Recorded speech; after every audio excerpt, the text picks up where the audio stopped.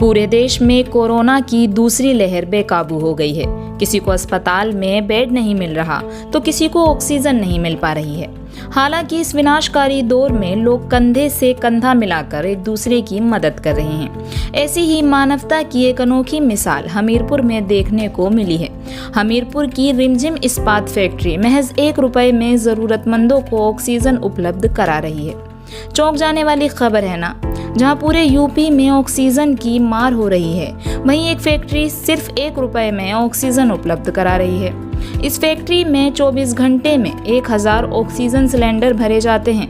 ये oxygen plant corona अस्पतालों के लिए खोला गया है। कोरोना की दूसरी लहर लोगों पर कहर बनकर टूटी है।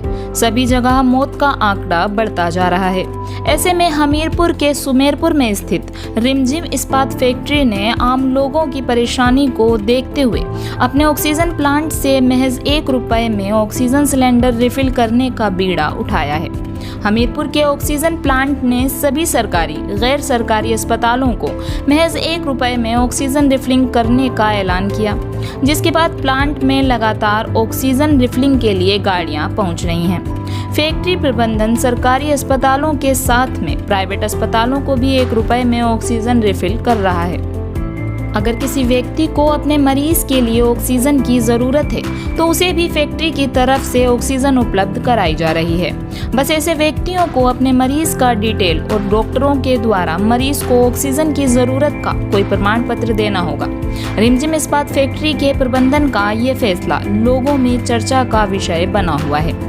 बता दें कि फैक्ट्री के मैनेजर मनोज गुप्ता पिछले साल कोविड-19 की पहली लहर के दौरान खुद भी संक्रमित हो चुके हैं। उन्होंने कहा कि मैंने अनुभव किया है कि कोरोना के दौरान रोगियों पर क्या बीतती है।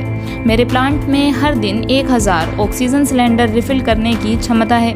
उन्होंने ₹1 में ऑक्सीजन सिलेंडर देने का निर्णय लिया है। वे कहते हैं कि मैं कोई दान नहीं कर रहा हूँ, बल्कि ₹1 कीमत भी ले रहा हूँ। मनोज बताते हैं कि प्रदेश का कोई भी कोविड अस्पताल उनके यहाँ से ऑक्सीजन सिलेंडर ले सकता है।